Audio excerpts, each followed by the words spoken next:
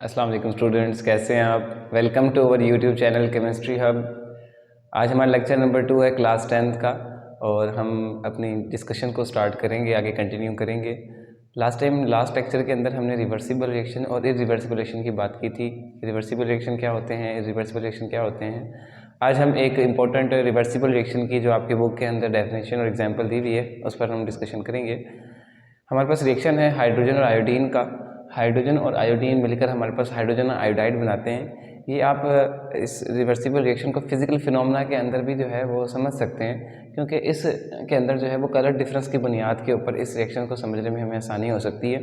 हमारे पास सबसे पहले हाइड्रोजन और आयोडीन का हम मिक्सचर लेंगे, इसका रिएक्शन करवाएंगे, हाइड्रोजन और आयोडीन रिएक्ट करेंगे, इससे हमारे पास बनेगा हाइड्रोजन आयोडाइड। तो जब हमारे पास ये रिएक्टेंट्स रिएक्ट कर रहे हैं तो इससे हमारे पास प्रोडक्ट बन रहा है, ये हमारे पास रिएक्शन होगा फॉरवर्ड रिएक्शन। हाइड्रोजन और आयोडीन ये दोनों रिएक्ट करके बनाएंगे हाइड्रोजन आयोडाइड। ये हमारे पास है forward reaction.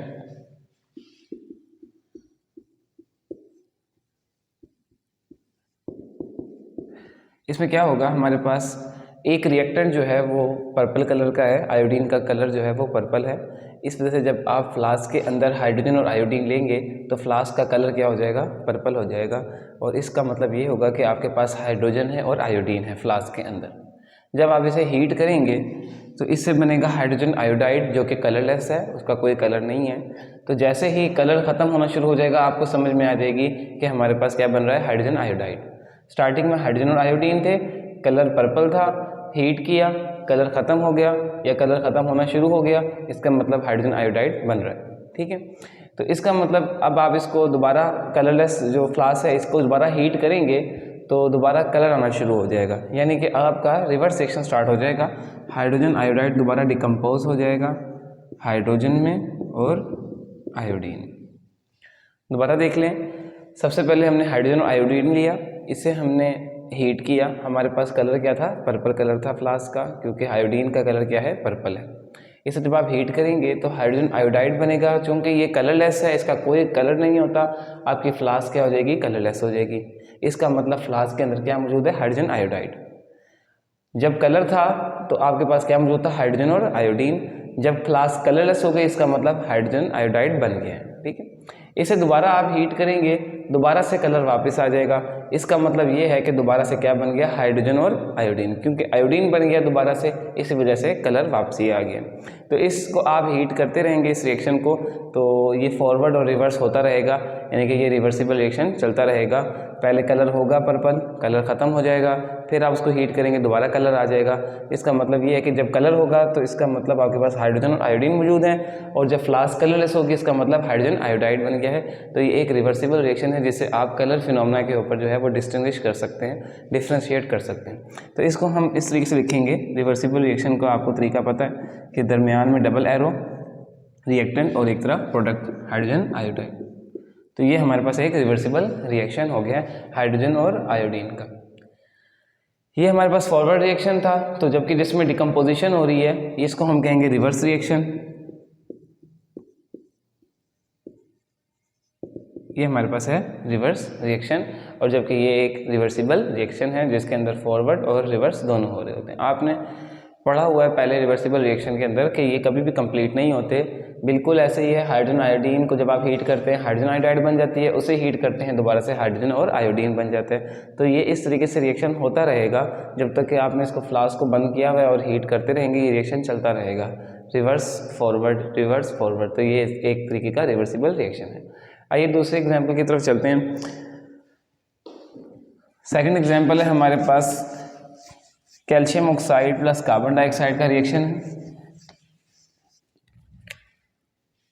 Calcium oxide plus carbon dioxide, इससे बनता है calcium carbonate CaCO3। Calcium oxide और कार्बन डाइऑक्साइड दो रिएक्टेंट्स हैं, ये रिएक्ट करके हमारे पास प्रोडक्ट बनाएंगे कैल्शियम कार्बोनेट का। ये हमारे पास फॉरवर्ड रिएक्शन है।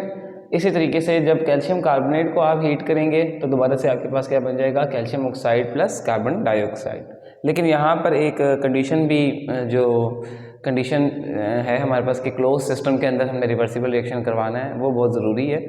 असल में है क्या, यहाँ पर हमारे पास कार्बन डाइऑक्साइड गैसियस फॉर्म में होती है। तो जब हम इसे ओपन फ्लास्क में करवाते हैं तो जब कैल्शियम कार्बोनेट डिकम्पोज होगा तो हमारे पास कार्बन डाइऑक्साइड बनेगी और वो एक गैस है, तो इस वजह से वो क्या है, एस्केप आउट हो जाएगी। इस वजह से रिएक्शन जो है वो कंप्लीट हो जाएगा। इसलिए इसको रिवर्सिबल रिएक्शन को हम किस में करवाएंगे, क्लोज सिस्टम में करवाएंगे। हम पहले सपोज कर लेते हैं कि हम रिएक्शन को करवा रहे हैं ओपन सिस्टम के अंदर। ओपन सिस्टम है हमारे पास, यानी कि फ्लास्क जो है वो ओपन है, क्लोज नहीं किया हुआ। तो कैल्शियम ऑक्साइड और कार्बन डाइऑक्साइड मिलकर क्या बनाएंगे, कैल्शियम कार्बोनेट। जब कैल्शियम कार्बोनेट को आप ओपन फ्लास्क के अंदर हीट करेंगे तो इससे बनेगा calcium oxide plus carbon dioxide. अब कार्बन डाइऑक्साइड क्या है, गैस फॉर्म में होती है। सिस्टम हमने ओपन रखा हुआ है, फ्लास्क ओपन है, क्लोज नहीं किया, तो कार्बन डाइऑक्साइड क्या हो जाएगी, एस्केप हो जाएगी, रिमूव हो जाएगी और पीछे हमारे पास क्या बचेगा, कैल्शियम ऑक्साइड। अब कैल्शियम ऑक्साइड अकेला तो कैल्शियम कार्बोनेट नहीं बना सकता, इसे ज़रूरत थी कार्बन डाइऑक्साइड की। अब कार्बन डाइऑक्साइड नहीं है, कैल्शियम ऑक्साइड दोबारा ये कैल्शियम कार्बोनेट नहीं बना सकता। रिएक्शन क्या हो जाएगा, यहाँ पर कंप्लीट हो जाएगा, या दूसरी मीनिंग में हम ये कहेंगे कि रिएक्शन क्या हो जाएगा, इरिवर्सिबल हो जाएगा अगर आप इसे ओपन सिस्टम में करेंगे। तो ये सिग्निफिकेंस है क्लोज सिस्टम की, कि क्लोज सिस्टम के अंदर ही रिवर्सिबल रिएक्शन को हम टेक प्लेस करवा सकते हैं। अगर हम इसको क्लोज सिस्टम में करवाएंगे, in a closed system, close system में क्या होगा, कैल्शियम कार्बोनेट हीट होकर क्या बनाएगी, calcium oxide plus carbon dioxide. अब भी कार्बन डाइऑक्साइड गैस है लेकिन सिस्टम हमारे पास क्लोज्ड है, कार्बन डाइऑक्साइड रिमूव नहीं हो सकती।